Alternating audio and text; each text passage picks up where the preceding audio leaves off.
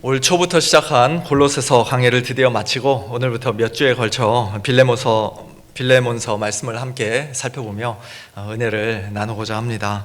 왜 하필 빌레몬서인가 하고 의아하게 생각하실 분들 계실지 모르겠는데요. 골로새서와 빌레몬서는 서로 아주 깊은 연관이 있는 말씀이기 때문입니다.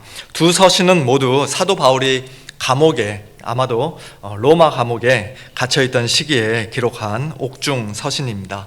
뿐만 아니라 이 두 편지를 가지고 골로새 교회로 찾아간, 방문한 사람도 동일합니다. 골로새서 4장에서 사도 바울이 말씀한 것처럼 바로 두기고와 오네시모입니다.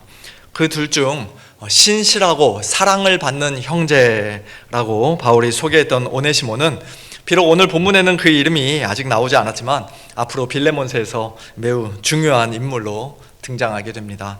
사실 빌레몬서 자체가 바로 오네시모를 위한 편지이죠. 오네시모가 누구입니까? 그는 이 편지 빌레몬서의 주된 수신자인 빌레몬의 종이었던 사람입니다. 정확히 어떤 일이었는지는 아무도 알 수 없지만 오네시모는 어느 날 자기 주인을 떠났습니다. 아마 도망친 것 같습니다. 어쩌면 돈이나 물건을 훔쳐 달아났는지도 모르겠습니다. 당시 로마법에 의하면 도망친 종은 결코 가볍게 용서받을 수가 없었습니다.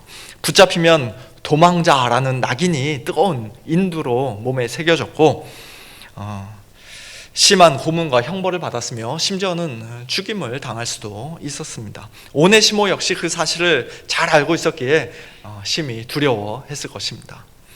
그런데 하나님의 놀라운 섭리 가운데 그 오네시모가 멀리 로마 감옥에 있는 바울을 만나게 됩니다.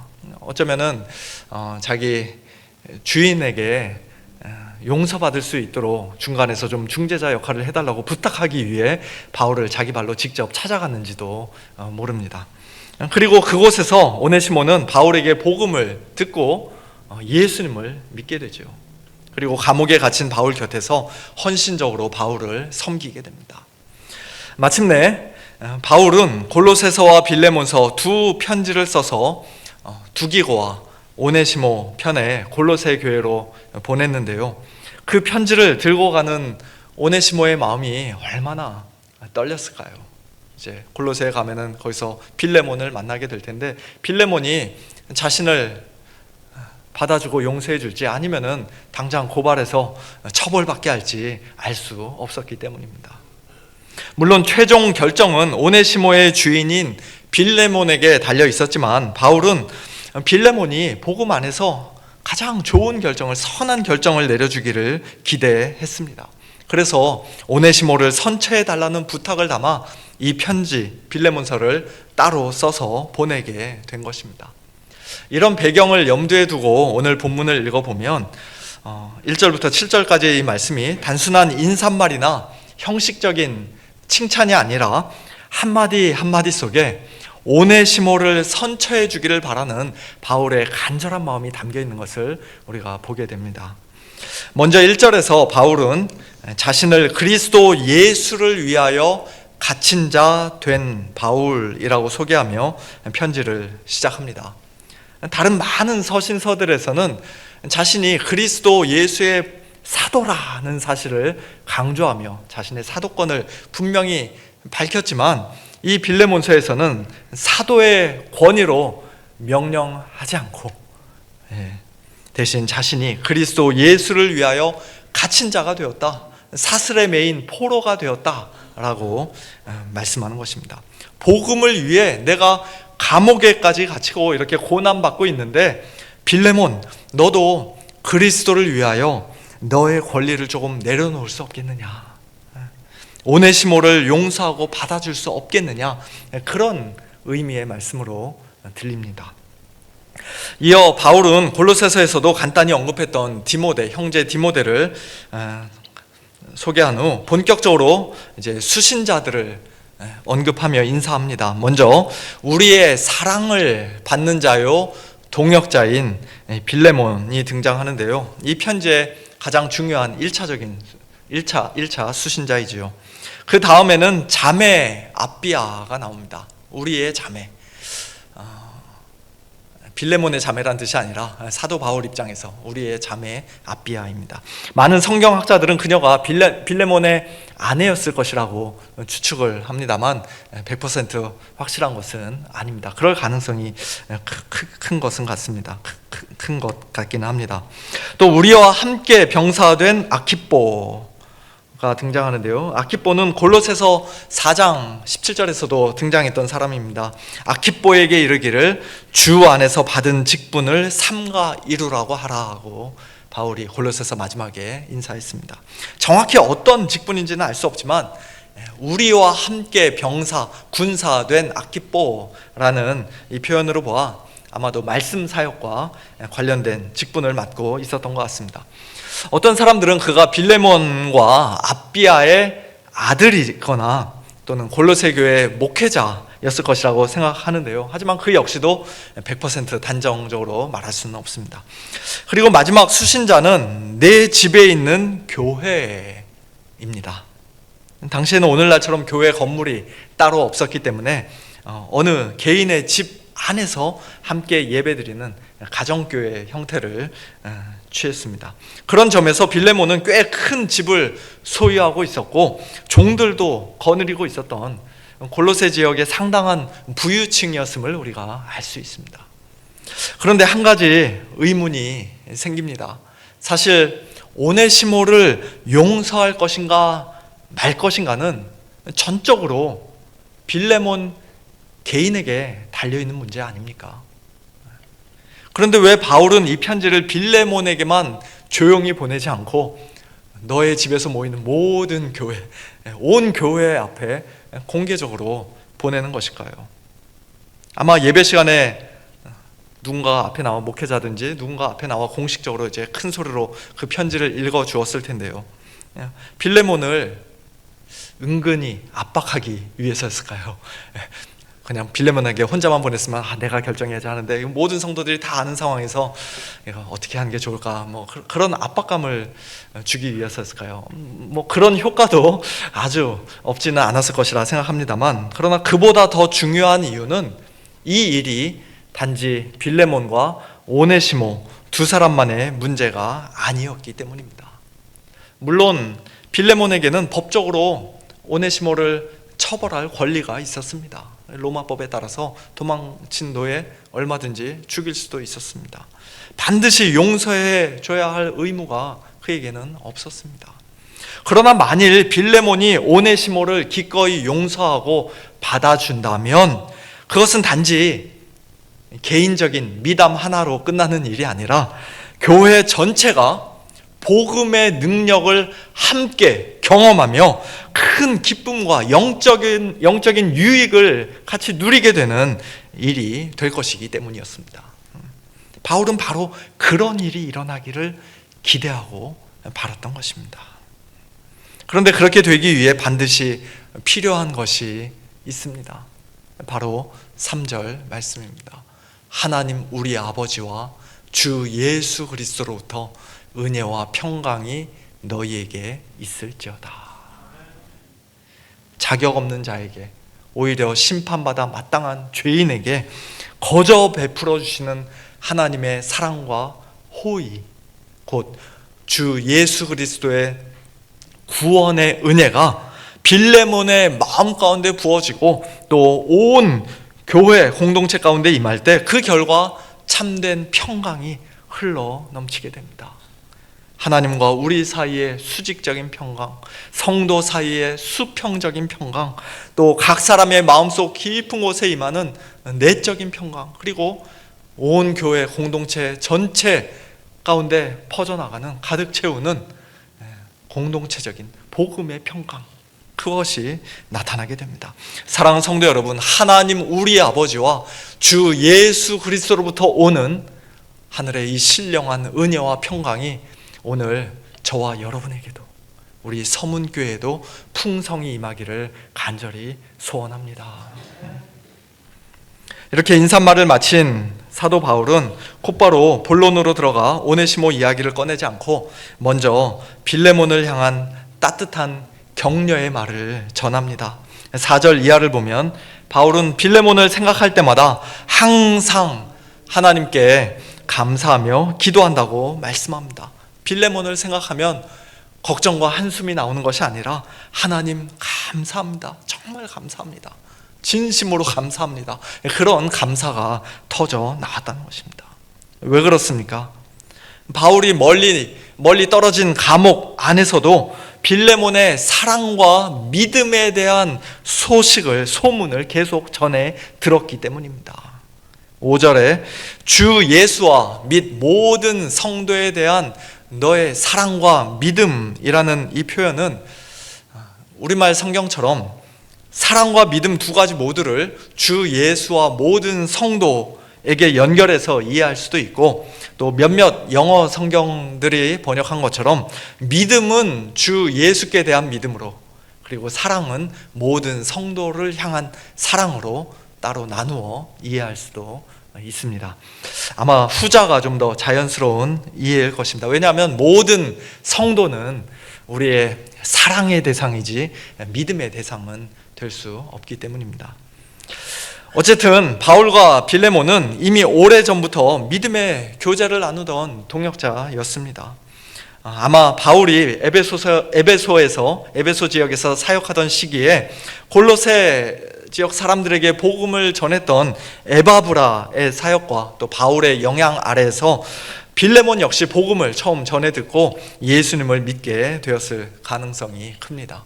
이후 오랫동안 두 사람이 함께 이렇게 직접적으로 만나지는 못했던 것 같지만 바울은 여러 사람을 통해 빌레몬에 대한 좋은 소식을 계속 듣고 있었습니다. 빌레몬은 정말 신실하게 예수님을 잘 믿는 사람입니다. 또 빌레몬은 성도들을 얼마나 사랑하는지 자기 집을 교회 예배처로 이렇게 제공하는 그런 사람입니다. 부자라고 잘난 척하지도 않고 가난한 성도들을 아주 잘 도와줍니다. 그와 같은 이야기를 감옥 안에서도 계속 들었던 바울은 빌레몬을 위해 기도할 때마다 하나님께 감사하지 않을 수가 없었던 것입니다. 사랑하는 성도 여러분, 이 말씀 앞에서 오늘 우리 자신의 모습을 한번 돌아보기를 원합니다. 먼저 저 자신부터 돌아보게 됩니다. 과연 나는 바울처럼 우리 성도님들 생각할 때마다 감사함으로 기도하고 있는가?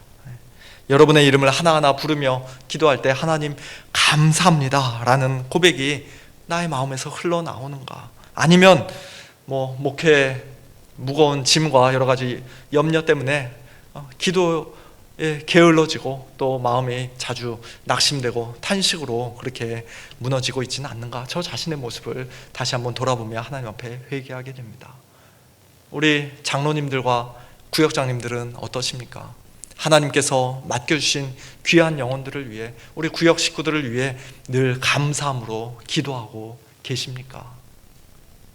더 나아가 우리 성도님들 서로를 위해, 다른 성도님들을 위해 하나님 앞에 기도하며 그 기도할 때마다 하나님 감사합니다, 이렇게 좋은 성도님을 우리 교회에 보내주셔서 감사합니다, 함께 신앙생활할 수 있게 해주셔서 감사합니다, 그렇게 감사로 기도하고 계십니까? 아니면 얼굴을 떠올릴 때마다, 이름을 부를 때마다 마음속에 나도 모르게 한숨과 탄식이 먼저 터져나오고 있지는 않습니까? 또 주위 사람들에게 저와 여러분의 소문은 어떻게 들려지고 있습니까? 우리 서문교회의 소문은 어떻습니까? 저 교회 성도들은 정말 믿음이 좋고 서로 사랑하는구나, 그런 소문입니까? 아니면 믿음도 사랑도 별로고 미움과 다툼과 분쟁만 가득한 그런 교회구나 라는 소문이 들려지고 있습니까? 우리에게 아직 부족하고 부끄러운 모습이 있다면 이 시간 하나님 앞에 다시금 회개하면서 엎드리기를 원합니다. 하나님, 우리 아버지와 주 예수 그리스도께서 하늘의 신령한 은혜와 평강을 더욱 풍성히 부어주셔서 기도와 감사가 항상 끊이지 않는 교회, 믿음과 사랑이 충만히 흘러넘치는 그와 같은 교회로 우리를 세워주시기를 간절히 소원합니다. 이어지는 6절에서 사도 바울은 이렇게 말씀합니다. 이로써 내 믿음의 교제가 우리 가운데 있는 선을 알게 하고 그리스도께 이르도록 역사하느니라. 이 6절 말씀은 빌레몬서 전체에서 가장 어려운 구절로 유명한 말씀입니다. 그래서 정확한 의미를 이해하는 것이 쉽지 않은데요. 그러나 분명한 것은 이것이 빌레몬을 위한 바울의 기도 내용이라는 사실입니다.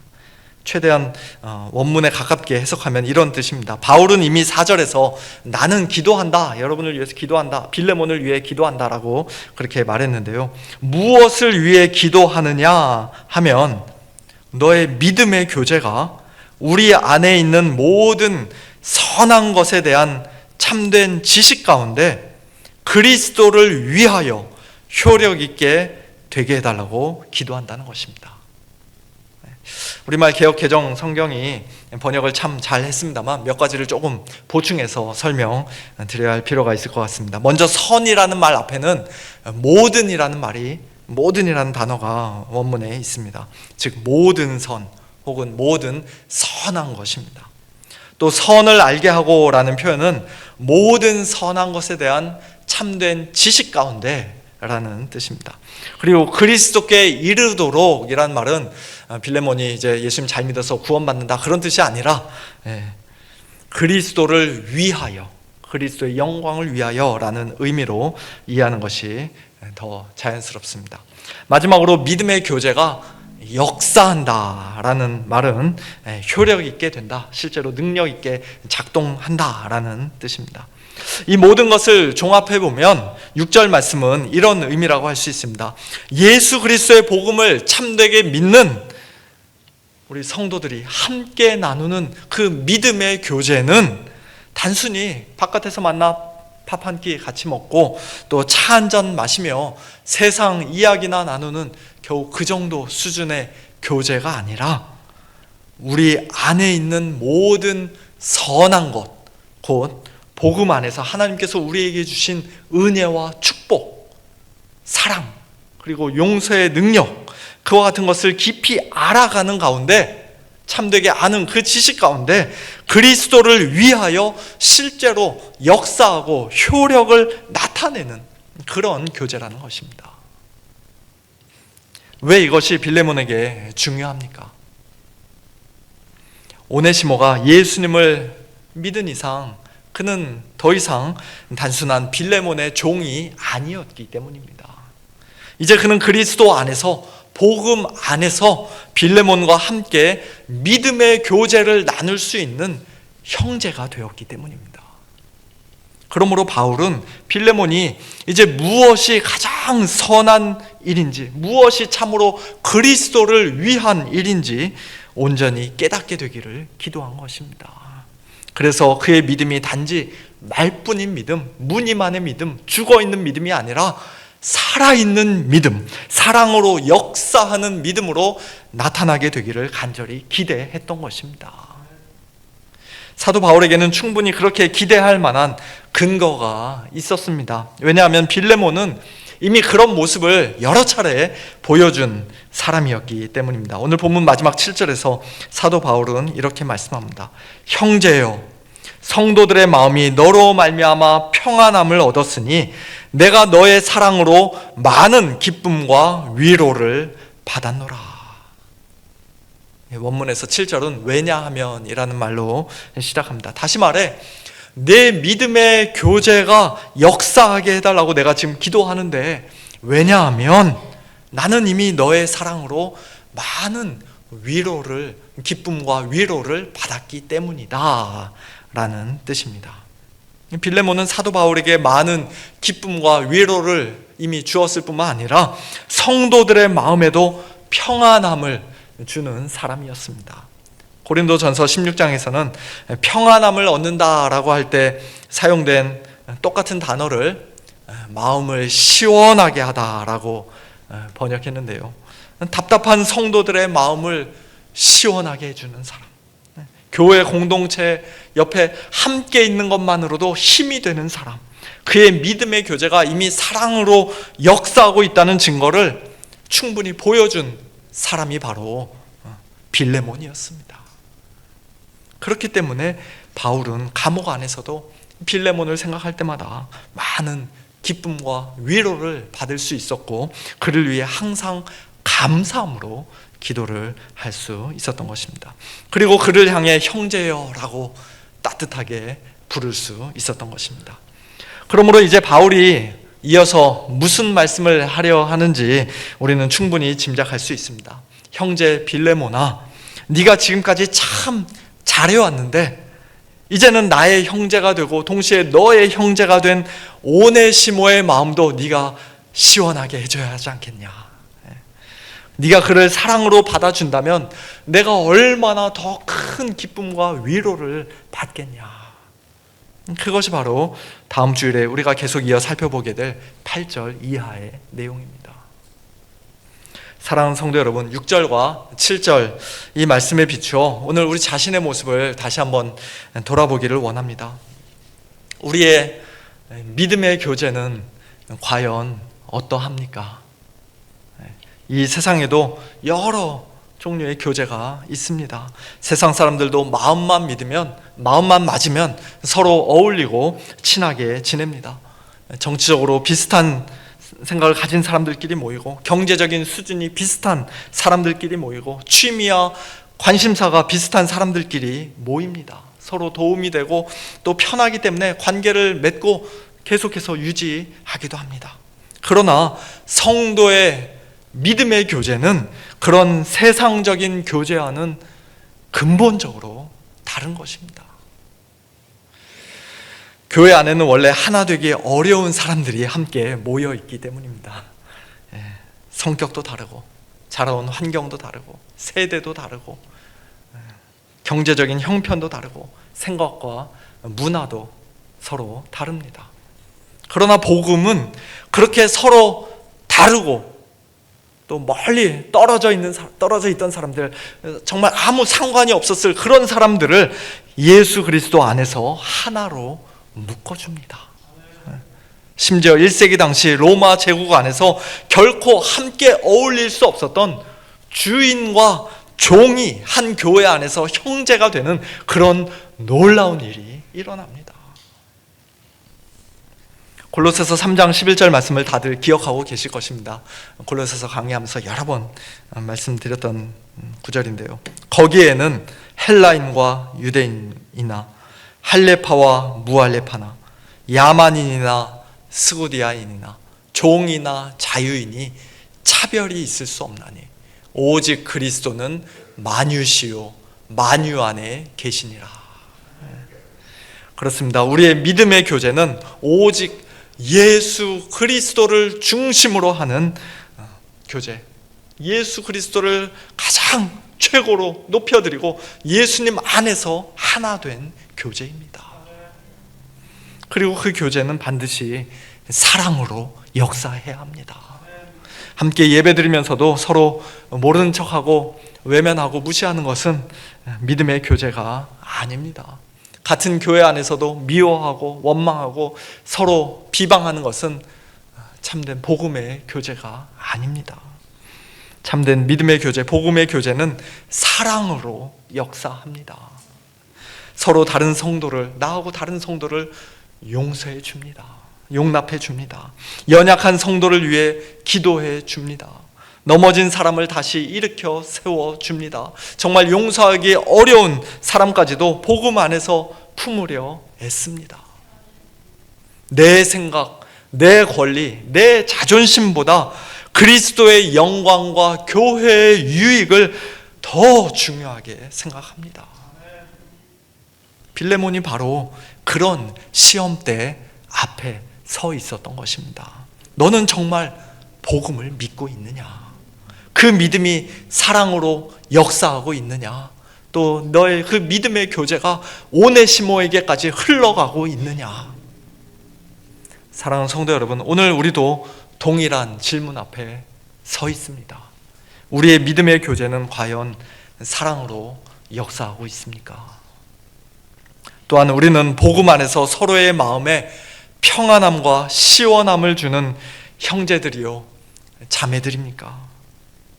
어떤 사람은 교회 안에 있기만 해도, 옆에 가까이 가기만 해도 다른 사람들의 마음을 참 지치게 만듭니다. 감사하게도 우리 교회는 그런 분이 안 계십니다만, 그런 분들도 교회 안에 얼마든지 있을 수 있습니다. 늘 원망과 불평과 비난과 다툼을 만들어냅니다.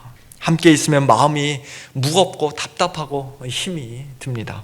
그러나 또 어떤 사람은 함께 있는 것만으로도 힘이 됩니다. 힘이 드는 게 아니라 힘이 됩니다. 친절한 말 한마디, 작은 섬김 하나, 따뜻한 위로와 진심 어린 사랑을 통해 성도들의 마음을 시원하게 해줍니다. 낙심한 사람에게 용기를 주고, 상처 입은 사람에게 위로를 주고, 또 지친 사람에게 쉼을 주는 사람입니다. 빌레몬은 바로 그런 사람이었습니다. 그의 믿음의 교제는 실제로 역사하고 있었고, 성도들의 마음에 평안함을 주고 있었습니다. 오늘 저와 여러분은 어떻습니까? 우리는 서로의 마음에 평안함과 시원함을 주는 사람들입니까? 아니면 서로를 더 지치게 하고 마음을 무겁게 하는 사람들입니까?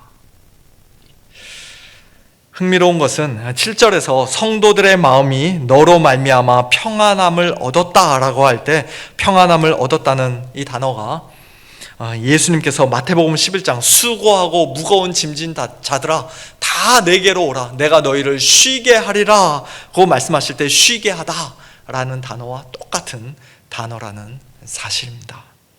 곧 빌레몬이 성도들에게 평안함을 줄 수 있었던 이유는 그가 먼저 예수 그리스도 안에서 참된 쉼과 안식과 평안함을 얻었기 때문이라는 사실을 우리가 알 수 있습니다.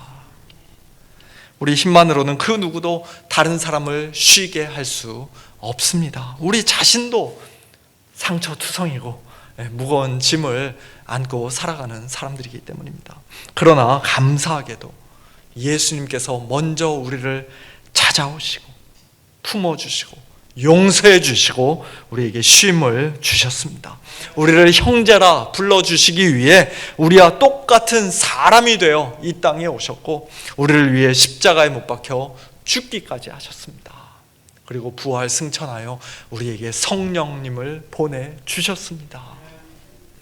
이 복음의 은혜를 경험한 사람들만이 이제는 다른 성도들의 마음을 쉬게 하고 평안함을 주는 사람이 될 수 있습니다.